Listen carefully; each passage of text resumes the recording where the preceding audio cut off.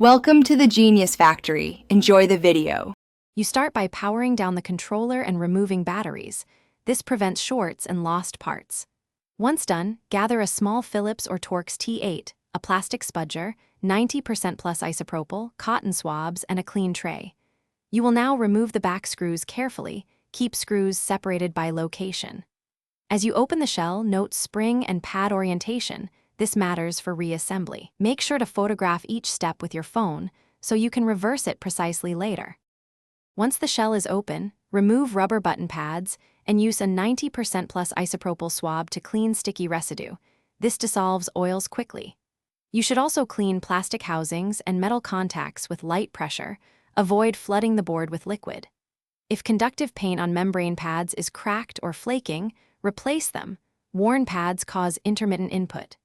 Reseat springs and tiny plungers exactly as photographed. Take your time.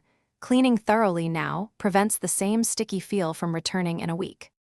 After cleaning and drying for several minutes, reassemble the controller using your reference photos and keep screws snug but not over-tightened to avoid warping the shell.